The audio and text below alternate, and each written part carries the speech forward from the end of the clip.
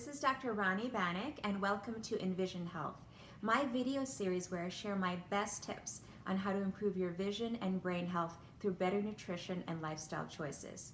In today's episode, I'm going to be talking about a topic which is quite controversial, especially in the field of ophthalmology and vision science, and that is the potential harmful effect of blue light on our vision. Now, I first wanted to start off by explaining that we're actually exposed to many different wavelengths of light. We're exposed to, for example, UV light, which is on the shorter end of the spectrum, mainly coming from the sun. We're also exposed to infrared light on the longer end of the spectrum. Now, some of these wavelengths we can't see. We're also exposed to visible light. Now, our eye is designed to actually block out most of the harmful types of light rays that come to our eyes, and that's mainly along the UV end of the spectrum. So UVA, B is mainly blocked by certain structures within the eye, for example, the cornea or the lens within the eye.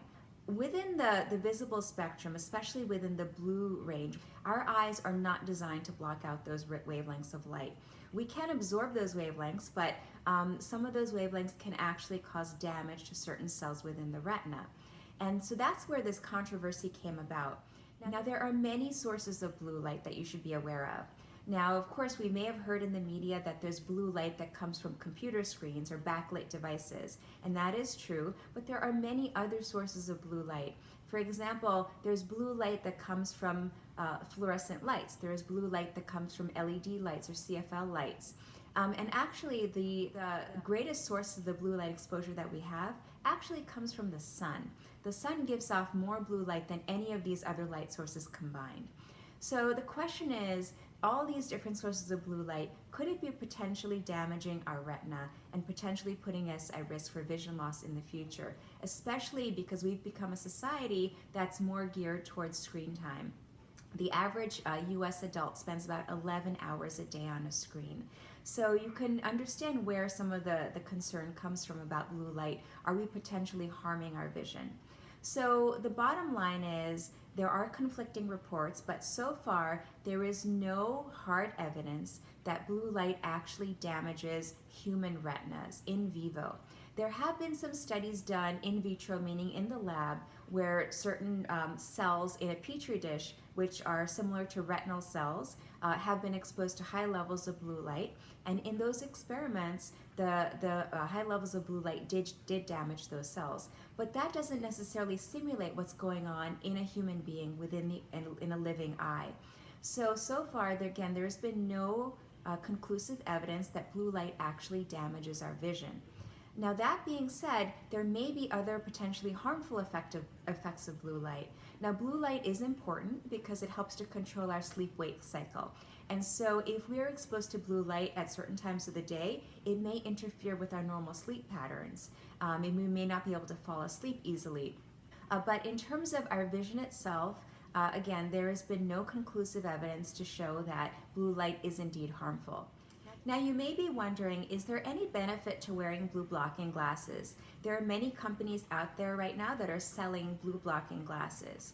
And the answer to that really lies in your specific symptoms. If you spend a lot of time on a screen and the backlit screen does make you uncomfortable, if it's causing visual discomfort or light sensitivity, headaches, or eye strain, it may be beneficial to wear blue blocking glasses. Also, if you're on a screen for prolonged periods of the day into the nighttime, you may want to wear blue blocking glasses, again, to protect your sleep-wake cycle, to make sure that it doesn't interfere with your normal sleep pattern.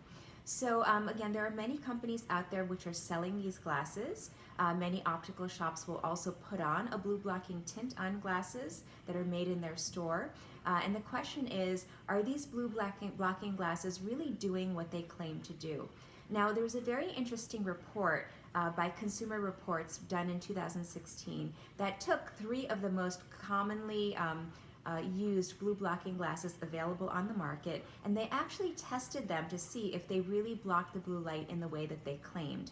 And interestingly, there was only one manufacturer of the glasses that actually did what they claimed to do.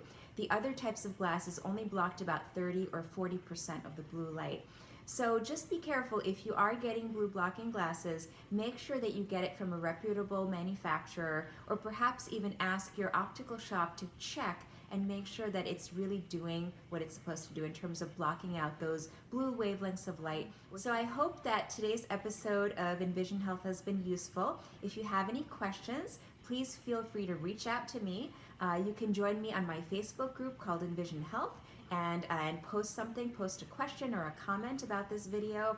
Or you can also email me. My email is below, and I'd be happy to answer any questions that you may have about blue light or any other questions that you would like to get answered on a future episode of Envision Health.